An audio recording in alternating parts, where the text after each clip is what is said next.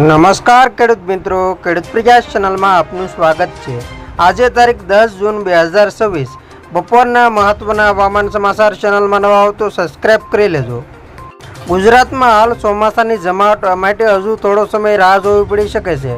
આગામી 5 દિવસ દરમિયાન રાજ્યના કેટલાક જિલ્લાઓમાં છૂટો છવાયો વરસાદ પડવાની સંભાવના છે, જ્યારે મોટાભાગના વિસ્તારોમાં હવામાન સૂકું રહેવાની શક્યતા વ્યક્ત કરવામાં આવી છે। હવામાન વિભાગના અનુમાન મુજબ સૌરાષ્ટ્ર અને દક્ષિણ ગુજરાતના કેટલાક ભાગોમાં વરસાદી ઝાપટા જોવા મળી શકે છે, પરંતુ સમગ્ર રાજ્યમાં વ્યાપક વરસાદ માટે હાલ અનુકૂળ પરિસ્થિતિ બની નથી। ચોમાસાની વર્તમાન ગતિ અનુસાર મુંબઈથી લગભગ 150 કિમી દૂર સિસ્ટમ પહોંચી ગઈ છે। આગામી 48 કલાકમાં મુંબઈમાં ચોમાસું પ્રવેશ કરવાની શક્યતા છે। મુંબઈમાં ચોમાસાની સત્તાવાર એન્ટ્રી બાદ ગુજરાતમાં પણ વરસાદી પ્રવૃત્તિમાં વધારો થવાની સંભાવના વ્યક્ત કરવામાં આવી રહી છે। હવામાન નિષ્ણાંતોના મતે મુંબઈમાં ચોમાસું પહોંચતા જ ગુજરાત માટે વરસાદનું કાઉન્ટડાઉન શરૂ થઈ શકે છે। તંત્રના અનુમાન મુજબ રાજ્યમાં 20 જૂન આસપાસ ચોમાસાના નિયમિત આગમનની શક્યતા છે। હવામાન વિભાગે અગાઉથી જ એવી આગાહી કરી હતી કે દક્ષિણ ગુજરાત અને સૌરાષ્ટ્રના અલગ અલગ ભાગોમાં પ્રી મોન્સૂન એક્ટિવિટી કે પછી ચોમાસાની શરૂઆત રૂપે વરસાદ પડી શકે છે।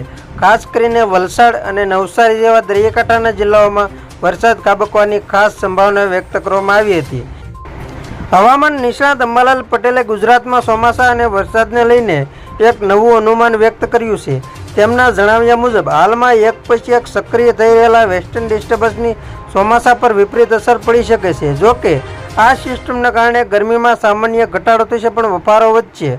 અંબાલાલ પટેલની આગાહી પ્રમાણે ગુજરાતમાં 15 જૂનની આસપાસ ચોમાસાના આગમન પહેલાંનો વરસાદ શરૂ થઈ શકે છે અને ખાસ કરીને 18 થી 28 જૂન વચ્ચે રાજ્યમાં સારો એવો વરસાદ પડવાની પૂરેપૂરી સંભાવના છે।